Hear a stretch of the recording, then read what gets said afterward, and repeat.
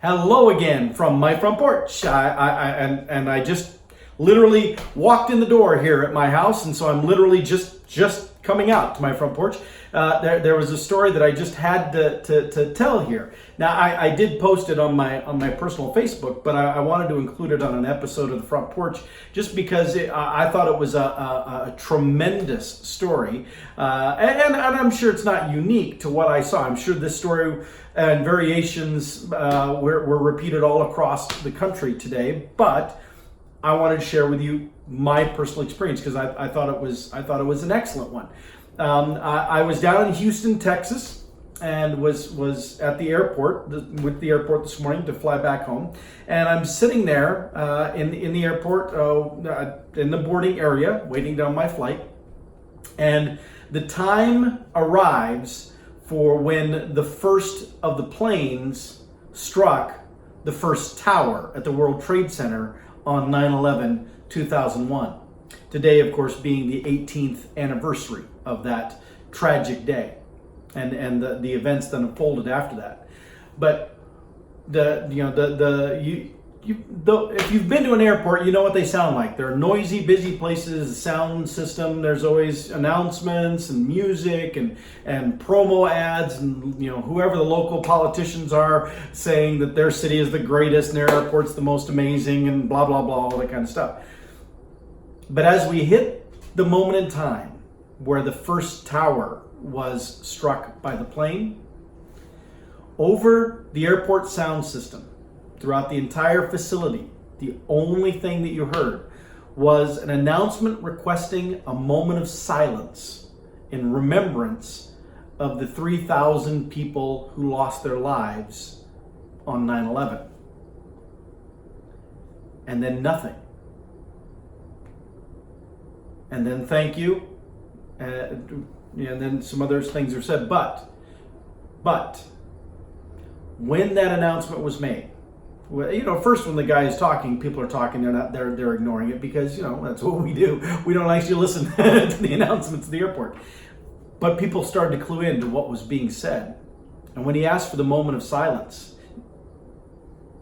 you could have heard a pin drop. I mean, there still was some noise. Because first of all, there's just some equipment that's running, because they're vendor restaurant things and stuff, and there's just there's fans, there's things, so there was still some noise, in that sense, but almost like that, the regular steady hum of what you hear in an airport just stopped. They said we would join us in a moment of silence, and it was silent. Conversations stopped. People walking stopped. The guys driving their carts stopped. Everything stopped. And that was powerful. I was really struck by that suddenness of the silence there. But then after the recording said a few other things, and I apologize, I don't remember verbatim what was said, but then without saying anything, without introducing it whatsoever, the recording just started playing the national anthem. And I was sitting there in a chair, and I feel myself getting a little choked up. I got very choked up at the time. And just thinking about the story, it's still, it was a beautiful experience. It was like something out of a commercial. But I was sitting there in a chair in the waiting area, and when we had the moment of silence, people, some bowed their heads, some kept looking forward, but everybody stopped what they were doing. They were silent. But they started playing the national anthem without any lead up, without any instruction. When I sing the national anthem at sporting events and things, they'll always say, "Please stand and join us in singing and our nation's anthem. Remove your hats," all that kind of stuff. This time, nothing. The person asking for the moment of silence, thanking people for respecting the moment of silence, which again is recording. I thought it was great that they just assumed people would honor that. But then they started to play the national anthem. And without any provocation, without any encouragement, without anybody having to lead, the area I was sitting in, that song began, and almost in unison, people rose to their feet. Now, there were some older folks that they didn't quite rise as quickly, but they did that. That was powerful. But then people walking in the concourse, walking there, stopped. And I saw there were some people that were clearly hurrying. You've seen people power walking and kind of jogging as they're running. They just stopped in their tracks while the national anthem was being played. Now, I don't know if they did it because it was the national anthem on its own, or if it was because they knew that it was being played in connection with the remembrance of the tragic events of 9/11, and so that made it more serious, more worth stopping everything for. I don't know. What I do know is this: I witnessed an absolutely beautiful, amazing moment in time, because for that brief minute and a half, which is about as long as it takes to do the first verse of the national anthem. By the way, there are 4 verses, if you weren't aware, and some say 5. I've seen the 5th one, but there definitely are 4 verses, but we only do the first verse. But it takes about a minute and a half to do that, unless you do it Whitney Houston style, and then you can stretch it out to 5 minutes, which I'm not a fan of. But anyway, that's neither here nor there. In this particular scenario, though, it was just so moving to be standing there with everybody else as the national anthem is being played, and it was an orchestrated version, big and majestic and swelling. And I'll tell you, most of the time in the airport, you don't have a clue what they're saying. It's and if you're not there, you've missed it, or something like that. This time, it was crystal clear. That music was, it was very stirring. The music, the scene of everybody. Most people had their hand over their hearts. Some just stood reverently. Nobody took a knee.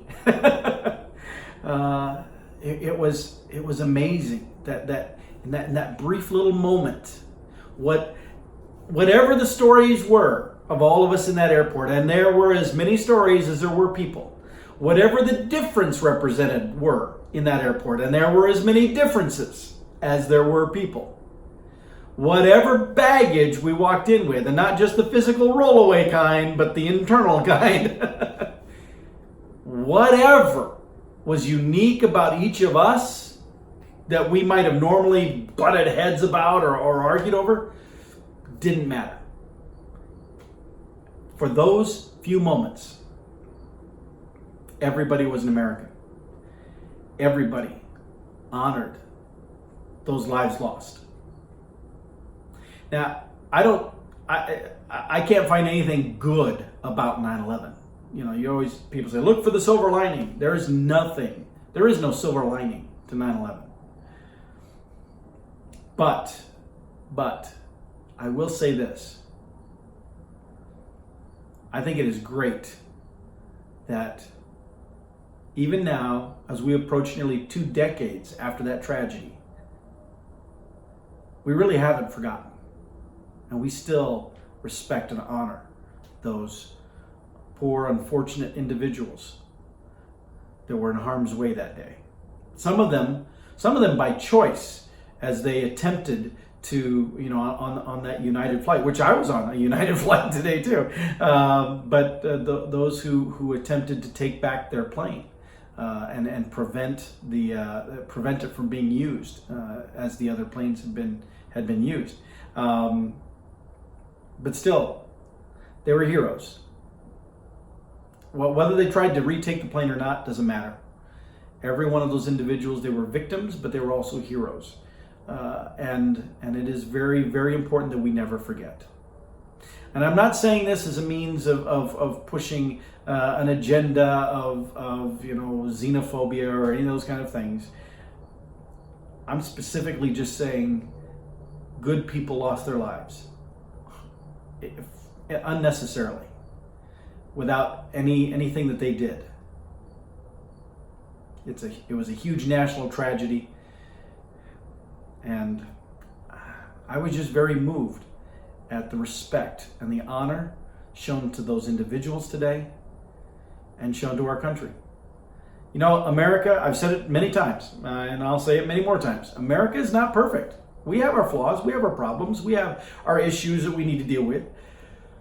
But we also have a problem with illegal immigration because so many people are still insisting on wanting to get in. Because compared to where they're coming from, this is still the greatest nation on the face of the earth. And there's nothing anyone can say that will cause me to think different about that. When the national anthem was done, the announcement then wrapped up by saying, "Thank you for remembering. God bless America." Now, some might say, "Whoa, wait a minute. Well, is that airport a governmental thing? Is it a municipal thing? They can't say that." You know what? Shut up. Honestly, if I try not to be mean about these or divisive, but at that moment in time, that was the right thing to say. And if you don't like it, just suck it up. Sometimes we don't have to complain about everything.